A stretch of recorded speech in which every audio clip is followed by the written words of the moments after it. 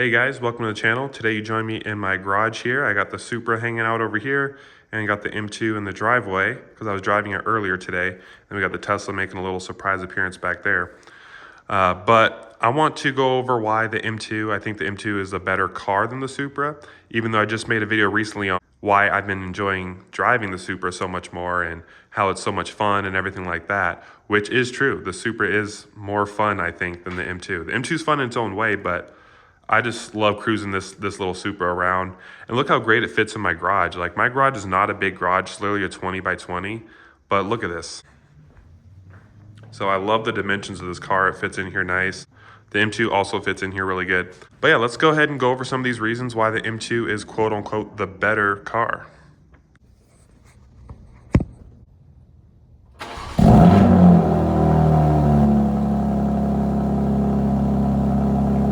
All right, guys, let's go ahead and start off here. So for number one, there's no particular order or anything like that, but obviously the very easy one, the power potential, right? So this is the S58 engine. The Supras come with a B58. Normally they're around like 360. My particular one on 91 octane without the bolt-ons, which most likely didn't add anything, made like 368 wheel, I think, and that's on SAE. The M2 from the factory made 490 wheel, or actually 500 on one run. So the M2 from the factory is obviously a much faster, more powerful engine, right? The S58 is so much quicker. And obviously we're talking stock for stock, but if you want to talk about modded, downpipe E50 B58s usually make around 500 wheel, which would be really fun in the Supra. Obviously 500 wheel would be incredible in that car, but a downpipe E50 S58 makes 700 plus wheel. So again, the S58 just makes way more power, obviously being a twin turbo. Number two, let's talk about the interior, the luxury, and the space. So this interior, I think, is a very beautiful, well done interior by BMW. It's very similar to the interior that you get on an M3 and an M4, which is a $100,000 car at this point. And you get this nice little light up thing in the door. Let's go ahead and start it up. Obviously, my particular one has the nice carbon fiber interior. It has these very HD, high-res, big screens. The Supra, you get like a little, I think it's like 8.8 inches or something, but it's kind of a small, slim screen. This screen is obviously like massive. Like, I think this is around like 15 inches. Like, it's huge. So when you get this like cockpit and you get to see the HD speedometer, all that information there, and the very high definition like Apple CarPlay over here, like that's really nice.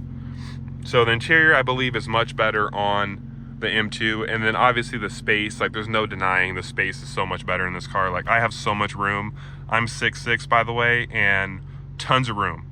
So I have a ton of room inside. You also have back seats in case you need to use them in a pinch, whereas the Supra obviously does not offer a back seat. But in a pinch, you can use the back seat in the M2. There's also much more storage. So you have storage up here with your cup holders. You can put your phone back here. You also have storage in the center console area as well. So the M2 has much more storage. You have the storage in the door pockets. The Supra, you can't really bring much with you unless you put it in the trunk area, which would be directly behind you. So this car has way more room on that aspect. Also, the glove box has more room in it. So it's just overall much more practical in terms of space. Also visibility. So this is my driving position right here. I'm not sitting way up in the car, right? I can look to my left. I have a nice perfect view out to my left. The Supra, the headliner like blocks it like right here because I'm so tall. So the visibility is fantastic in this car. You can see your blind spot over there. All right, here inside the Supra, this is my driving position. The windshield is a little bit lower. I turn to my left. There's a big old headliner right here. And then my visibility in the blind spot, not much. This whole area is all blind spot right here. So visibility is not the greatest. It's a little tighter. As you can tell, my knees are kind of pressed up against stuff, but it does kind of add to the sporty feel. So just a much more usable, more comfortable cabin. Also, this car gets ambient lighting at night. So you can see probably a little bit of it. You can see the blue, but this car has beautiful ambient lighting to light up the footwells and up here and everything. The Supra has no ambient lighting at all. So when you're driving the Supra at night, you only have these two screens and there's no other lighting in the cabin. Another thing too, after listening to both sound systems, the Supra is a premium, so it has the upgraded sound system. The BMW sound system is so much better. Not only is it more clear, more bass, it also doesn't rattle anything on the interior. So the Supra, when you're listening to you know, music with bass in it, it rattles the interior sometimes. This car doesn't rattle the interior at all, one bit.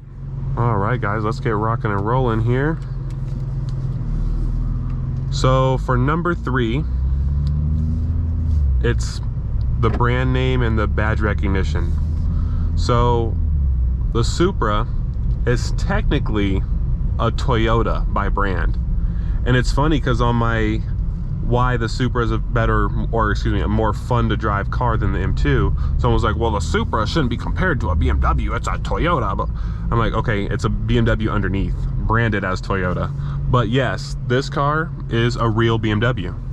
So it's a BMW through and through. It's a BMW M car, right? You need to scroll down on the website, the build-in price, go all the way down to where it says BMW M. That's this car. It's an M BMW. The Supra is branded as a Toyota, right? So obviously BMW, it's a better, more prestigious brand than Toyota, and this car is more of like a high-end luxury feel, whereas a Supra is more of like just a fun sports car, but it doesn't really have any sort of high-end or luxury touches to it.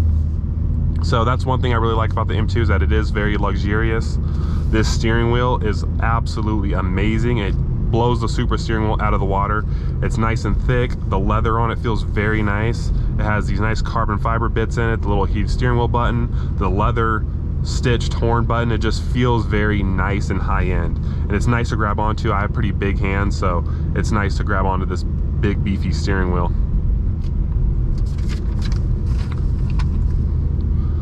Number 4, I want to talk about the transmission. So I gave the Supra the nod to being a little bit more fluid, a little bit more smooth, and having that character when it does the upshifts.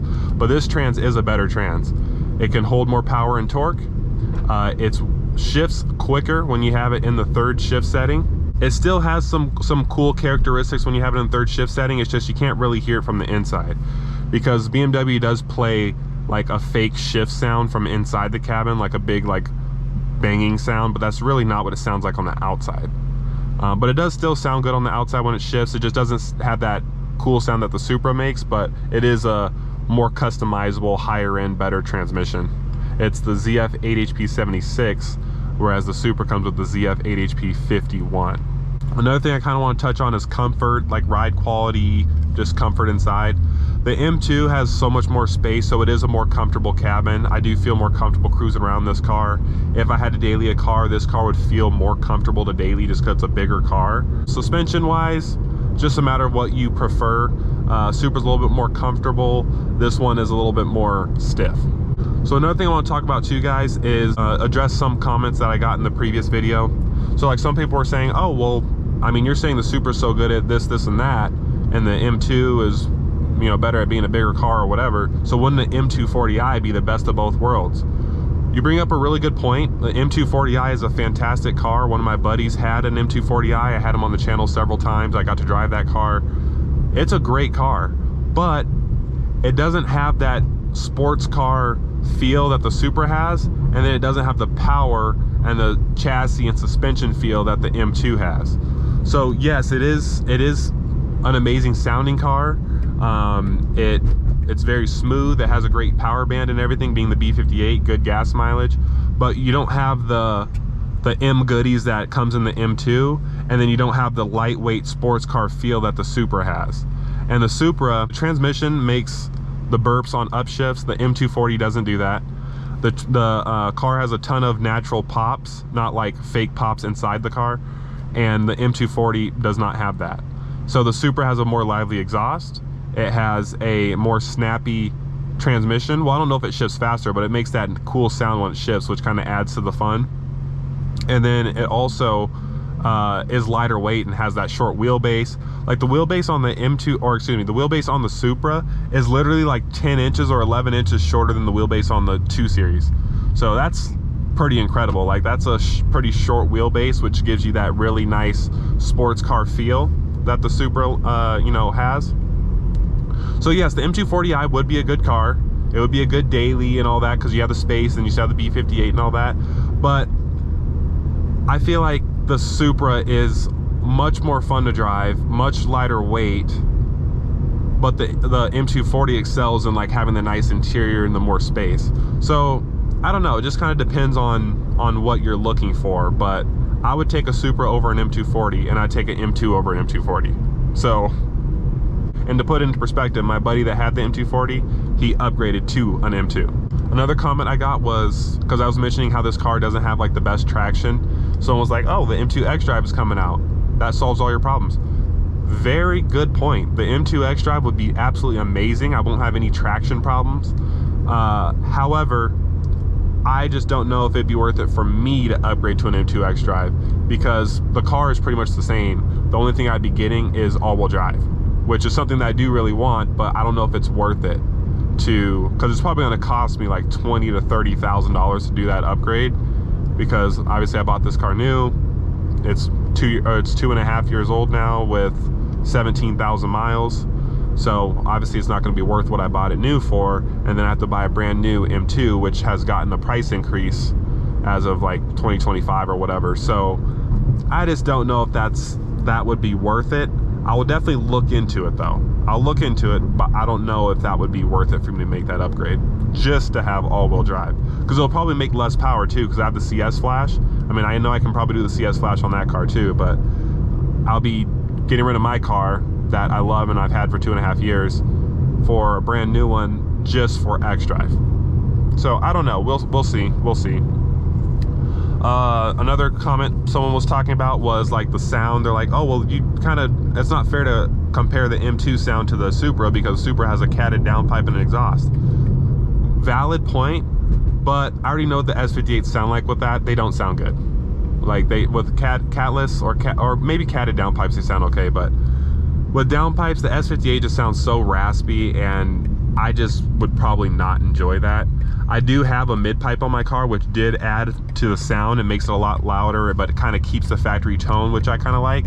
So I understand that comment, but no, the Supra sounds better, even in stock form. A Supra sounds better, still makes pops and burps on upshifts and all that fun stuff.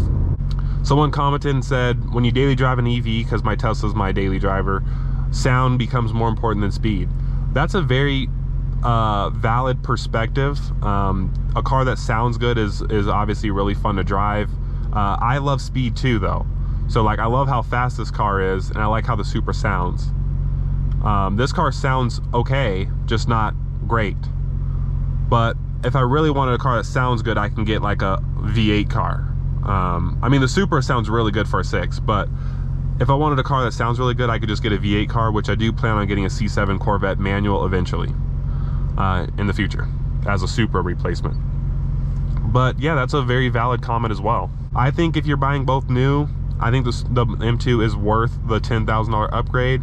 But just like I mentioned in that other video, if the Supra's closer to your price range, or you just prefer the Supra for whatever reason, it's not a bad option. You're not doing yourself a disservice by getting the Supra.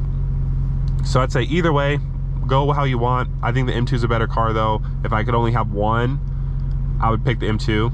Oh, another thing that's really weird I forgot to mention is the door on the M2 is nice and flat, so you can open it and not worry about hitting stuff. The Supra has like a very wide like edge on the door, so it's kind of annoying to get in and out of. Oh, and another thing, yeah, getting in and out of the car. Oh, he doesn't want any.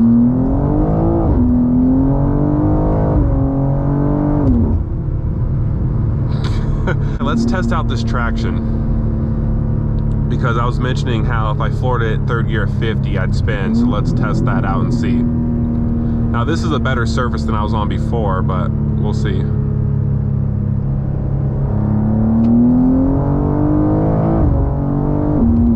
Oh, a dead hook that time. Yeah, I guess it just depends on the surface. But I do know that the Supra on pretty much any surface will hook at anything 20 plus. And it hooks pretty good from a dig too.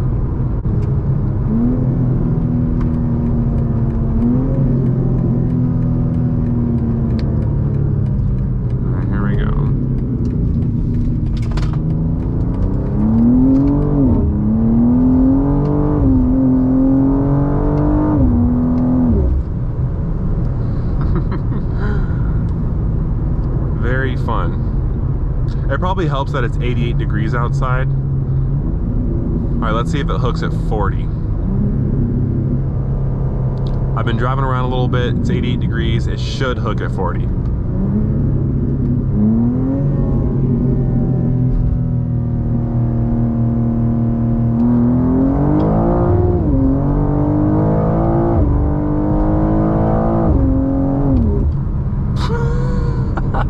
This car just has outright speed. Yeah, it hooked at 40.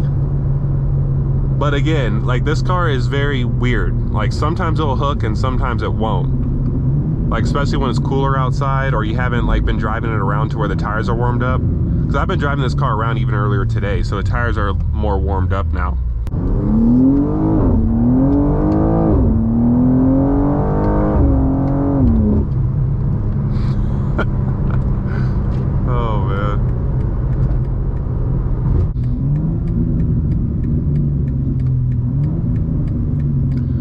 Lots of burbles, just no pops. So that's fun too. The burbles are fun as well, but there's no pops. But yeah, if you guys enjoyed this video, definitely give it a like, subscribe, share your thoughts in the comments below, and I will see you in the next one.